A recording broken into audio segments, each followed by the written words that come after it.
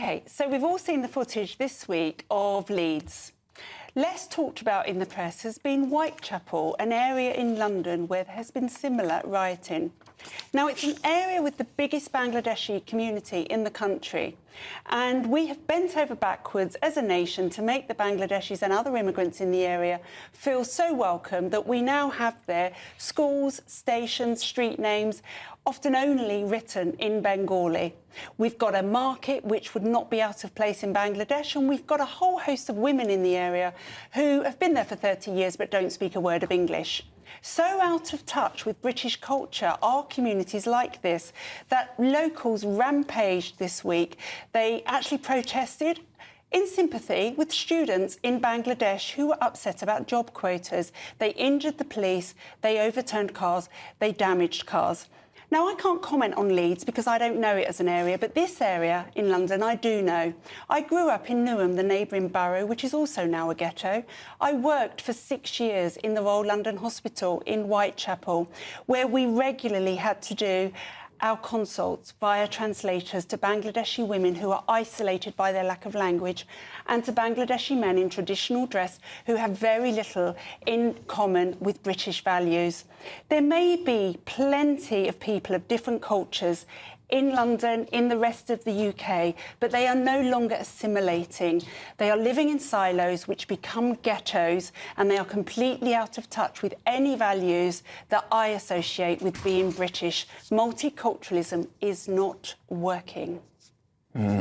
Well, what do you think, Darren? No holding back there. Look, I must say, the past few days have made me genuinely fear for the future prospects of this country, right? I fear that the next generation are really going to have to go through the ringer, and I just can't accept that our politicians shouldn't be treated with absolute contempt for what they've done to us, to be perfectly honest. Well, I agree, but how do we get people to assimilate, Albie? Renee, I just find it extraordinary that someone who has mixed-race children and comes from a mixed-race family can essentially say multiculturalism has failed. Isn't your family proof that multiculturalism hasn't failed? I'm mixed-race, Lynn May is mixed-race. The mixed-race cohort is the fastest-growing cohort in this country of the different ethnic demographics. So I completely appreciate there are some issues with some communities, but to say in an absolutist way, as you basically have just suggested, multiculturalism has failed, is wrong, isn't it? Because we're both here. I think that, and I think I mentioned this to you before, that when we had, if we go back 40, 50, 60 years, and we had the Windrush generation, and I am, as you rightly point out, part of a mixed family of that, there was complete assimilation. Because... No, I have to stop you there. When the Windrush came here, we attempted as Caribbean people to assimilate, and we were repeatedly rejected. Well, so you should. We were rejected when it came to the workplace. As you saw, there were signs, no blacks, no dogs, no Irish.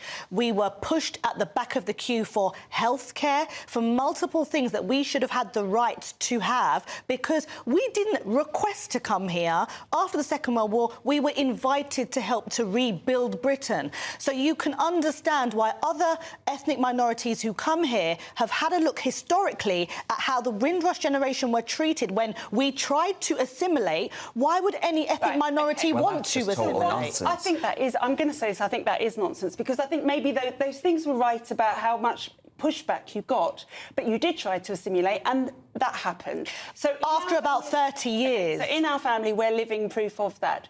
I don't believe that the new immigrants that we have actually want to assimilate or are even trying. And I think maybe there's a religious element to that, whereas the Windrush generation were of Christians and wanted the same values, had the same values. So maybe there's a clash of culture that way. From Commonwealth countries as well. Yeah. No, I think what's happening is, with many that are coming over, I agree, there is some who do not want to embrace British culture. But many of those who we are seeing in recent years, over the last 20 years, they're coming here oftentimes because they don't have a choice. Britain's geopolitical policy is often, along with NATO and America, we continue to invade their countries. We continue. And what happened in the 40s?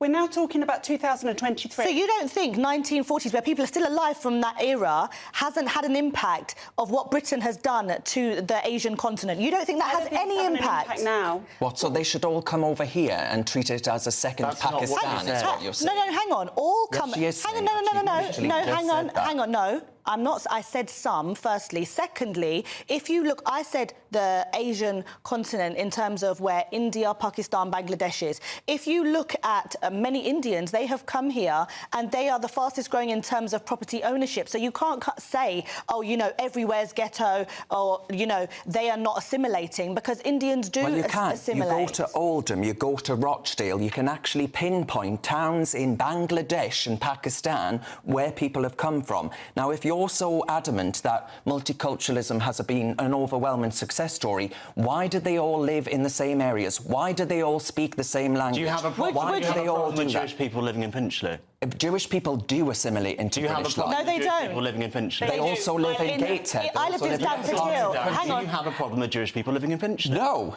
So why do you care? Do that Jewish Muslims people want speak to live- English? that- Do that Jewish Muslims people want to speak live in the English? same Do area? Jewish people speak But- English? but- Can you answer the question? Do Jewish Darren, people can I speak... just- I answered your question, you answer mine. They do. Jewish people speak They English? do, Darren. But for someone like you, if you go to Stamford Hill, they will refuse to speak to you. They'll call you a Gentile. They will not like your sexuality. They will not want to speak to you. And you would say hello. Oh, well, whereas every Muslim would say, peace be upon you. We've brought a different group of ethnic minorities, and we're asking you, do you hold the same opinion to the Orthodox Jewish community in Stamford Hill who do not even want to say hello to you? Listen, I've got absolutely loads of Jewish friends, so I find I've asked you about the Orthodox I can't answer that question. I don't know anything about Stamford Hill Orthodox Jews. Let's talk about Whitechapel, where the riots were this week. I have been there for 6 years as a female doctor, and I can tell you that I am not respected as a woman in this country, dressing as I do in Whitechapel and being a doctor, by many of the Bangladeshi. How do they disrespect you? Benjamin, we need to bring Benjamin. Sorry, Benjamin. When Lynn Forgot you were there.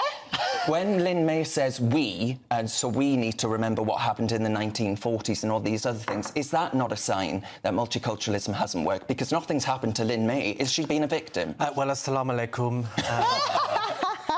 Look, you know, I think Lynn May definitely has a point, because much like the Windrush generation, these people that are here aren't generally from the Middle East. They are from former British colonies, and they were encouraged, whether directly or culturally, to move to Britain. They were told they were part of our empire.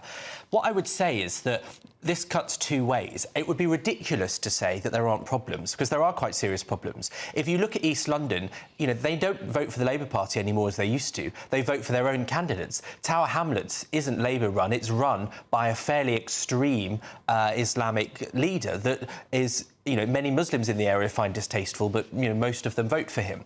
And so that is a problem when you get communities separating like that. And I do think that the fact they can't speak English when they've lived here for decades isn't something that you should be afraid to call out, because I mean, they should have the ability, the help to learn English. It's a hard thing to do, especially if you're middle-aged or older. But you're cut off from the world. Yeah. You can't. Often they're reliant on their husbands if they're women, and they can't help their kids at school. And so I think, you know, we shouldn't be afraid to raise those things. But then what about British expats who go to various parts of the world and they refuse to speak the native tongue? It's up to those other parts of the world to introduce policies to sort that out, isn't it? But we are renowned. We are known for moving to countries and not speaking Spanish, not speaking the native language. I think that's wrong. I agree with you on that. OK, as long as we're balanced.